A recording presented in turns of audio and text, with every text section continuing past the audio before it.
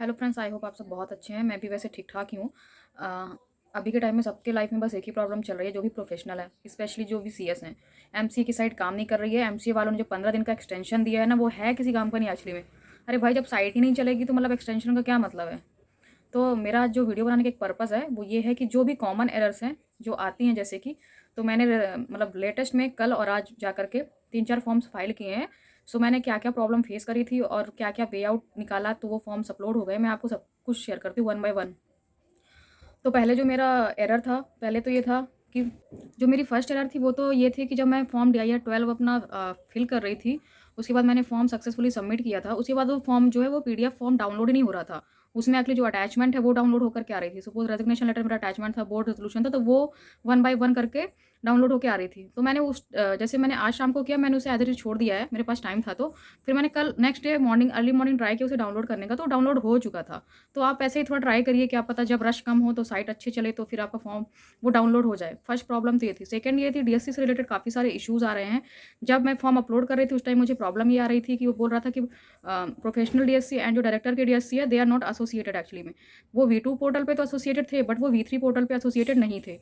तो आपको करना ये है, जब भी आप जिस भी डायरेक्टर का डीएससी लगा रहे हैं फॉर्म में, पहले उस डायरेक्टर का V3 पोर्टल पे लॉगिन बना लीजिए। डीन एंड पैन के साथ उसका लॉगिन बना लीजिए। जब आप लॉगिन बनाएँगे तो आपको एक्चुअली 2 ओटीपी माँगेगा, एक तो ईमेल ओटीपी माँगेगा, एक फ़ोन ओटीपी माँगेगा डायरेक्टर से। आप वो एंटर करिएगा, उसके बाद लॉगिन के टाइम पे एक बार और ओटीपी माँगेगा। सो 3 टाइम आपसे ओटीपी माँगेगा, लेकिन जब आप लॉगिन बना रहे हैं तो आप एक बात याद रखिएगा, उसमें ऑप्शन आता है कि आप एसएमएस फैसिलिटी चाहते हैं सब चीज़ों के लिए या नहीं। तो मैंने सिंपली उसमें नो कर दिया था, तो आप भी नो कर लीजिएगा, बिकॉज़ आप बार-बार एक्चुअली ओटीपी माँग नहीं सकते ऐसे, दैट इज़ क्वाइट इरिटेटिंग। दूसरा जो कॉमन एरर है, वो एक्चुअली आपको डीएससी रजिस्ट्रेशन से रिलेटेड ही है। तो इसमें आपको क्या करना है, आपको जो भी रिक्वायर्ड सॉफ्टवेयर है, जैसे कि एम साइनर है, एम ब्रिज है ना? और जावा एंड ऑल, ये सब आपको प्रॉपर्ली अपने सिस्टम में इंस्टॉल करने हैं। और अगर एक बार में आपका डीएससी रजिस्टर नहीं हो रहा है, तो आप इनको अनइंस्टॉल करके वापस से इंस्टॉल करके कंप्यूटर को रीस्टार्ट करिएगा। अगर आपसे क्रोम में नहीं हो रहा, तो एक बार आप मोज़िला से ट्राई कर लीजिएगा, ईज़िली हो जाएगा। है ना? जब आप डीएससी रजिस्ट्रेशन कर रहे हैं, तो उस टाइम पे कभी-कभी जो ये वाली विंडो है, वो आपको प्रॉपर्ली उसमें जब आप उसका ड्रॉप डाउन करते हैं, तो उसमें एक्चुअली रिक्वायर्ड डिटेल्स सेलेक्ट नहीं होती हैं।